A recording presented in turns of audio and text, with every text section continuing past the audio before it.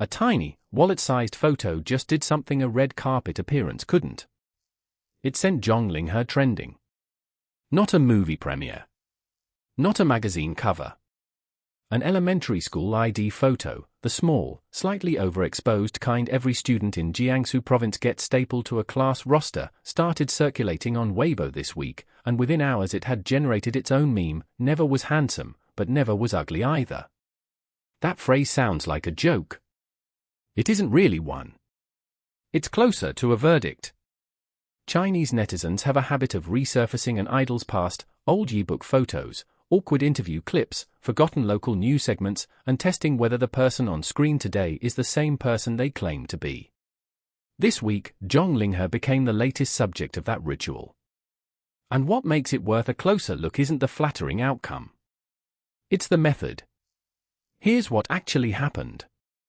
Old photos of the actor surfaced in sequence: the elementary school ID photo, a middle school shot with an unconventional haircut, a high school phase with an off-center fringe that reads as distinctly non-mainstream, and a college-era interview photo where his face is noticeably rounder.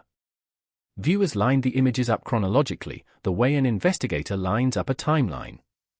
Their conclusion, repeated across comment sections, was consistent: the bone structure never changed. Flat, non-protruding cheekbones. A defined jawline that curves inward rather than flaring out. A high brow bone that keeps his profile clean at almost any angle. Commenters started calling it a transparent life, a face with nothing to hide, because the receipts go back to grade school. That's the surface story. But it raises a question worth sitting with: why does an audience feel the need to check? This is where the story becomes bigger than one actor's baby pictures. In the current entertainment environment, glow-up narratives are treated with open suspicion. Audiences have grown used to idols whose appearance shifts dramatically between debut and stardom, and the assumption isn't always generous: cosmetic procedures, aggressive filtering, and algorithmically smoothed promotional photos have made "did this person actually always look like this?" a real question fans ask before they extend trust. An elementary school ID photo is uniquely resistant to that suspicion. It predates fame, predates any incentive to manage an image, and predates any commercial reason to look a certain way. In that sense, netizens weren't just being nostalgic. They were running an informal authenticity check, using the one kind of photo evidence that can't be spun.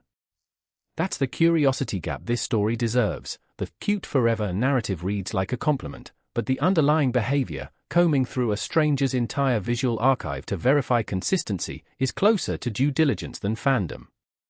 And Zhang Linghe's archive holds up under that kind of scrutiny in a way that adds a second, less discussed layer to the story. Before any of this went viral, he was already documented as a recognizable presence at his school, repeatedly noted on informal campus crush boards, caught in candid photos during meals and sports, even referenced as a model for a male lead in student-written fiction. None of that required professional lighting or a stylist. It happened in a school hallway. His height, cited at 190 centimeters, made him stand out even in a 6th grade class photo, where commenters describe him as the gentle giant positioned at the center of the frame. The appeal, in other words, predates the industry that later packaged it. Then there's the detail that complicates the simple, always handsome framing, and arguably strengthens it. During university, he weighed close to 200 pounds, roughly 90 kilograms, a fact that doesn't fit neatly into a meme about effortless good looks. What changed the trajectory wasn't a procedure or a stylist. It was 4 months of running 5 kilometers a day, paired with dietary discipline, that brought his weight down by about 50 pounds. Classmates reportedly started calling him the most popular guy on campus only after that period.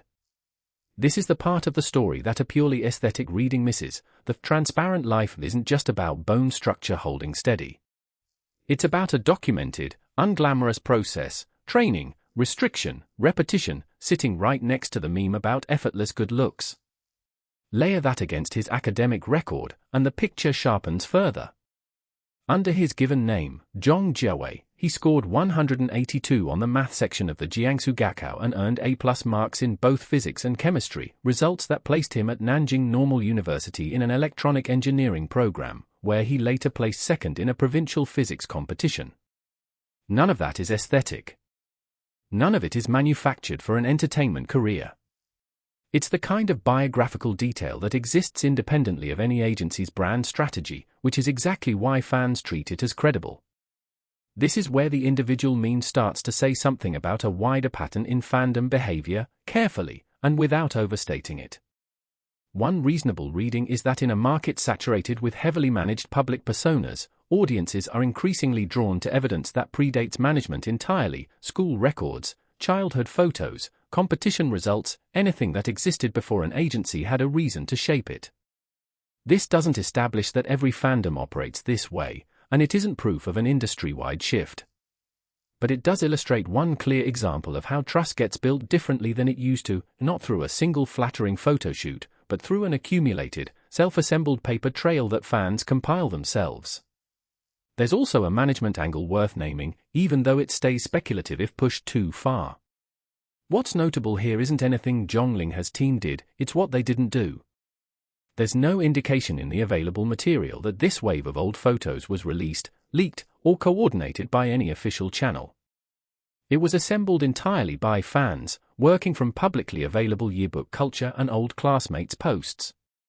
In a market where agencies are known to time candid content for maximum engagement, the organic, bottom-up nature of this particular wave is itself part of why it landed as credible rather than staged. Audiences tend to discount anything that smells like a planted narrative. A meme that an agency clearly had no hand in building carries more weight precisely because of that absence. The platform mechanics behind the spread matter too. This wasn't pushed by a single viral post, it built through a slow accumulation of comment section replies, each one adding another photo or another data point to the timeline, until the volume of independently sourced material made the pattern impossible to dismiss as coincidence. That's a different kind of virality than a single dramatic clip. It rewards patience and cross-referencing over shock value, and it tends to produce exactly the kind of "this checks out" reaction that a single staged photo rarely earns. There's also an international audience dimension here that's easy to overlook. Viewers outside the domestic fanbase don't have the lived context of Chinese school culture, Gaokao scoring, or provincial physics competitions to instantly parse why any of this matters. Explained plainly, though, the underlying logic travels well across markets. It's the same instinct that makes international audiences trust an unfiltered paparazzi photo over a studio headshot, or a leaked audition tape over a polished trailer. The specific cultural details differ: for Gaokao score instead of an SAT score, a provincial competition instead of a regional one, but the pattern of using pre-fame evidence to validate a current public image is a recognizable one across entertainment markets, which is part of why this kind of story crosses borders even without translation. Zhang Linghe's own reaction to all of this is almost as telling as the photos themselves.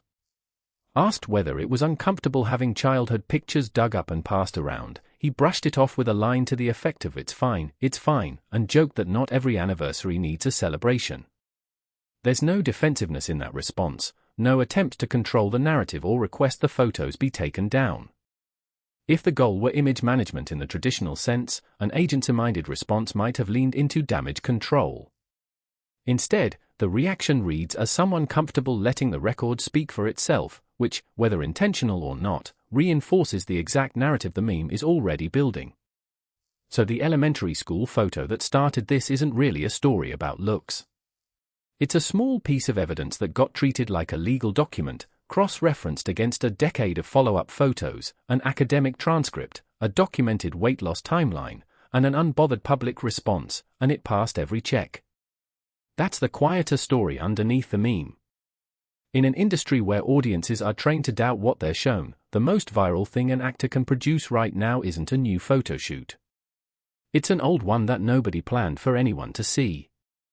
If you like entertainment stories that go beyond the headline, the kind that look for the quiet signals most coverage misses, Rabbit News Hallyu was built for exactly that. Subscribe if you want analysis, not just updates.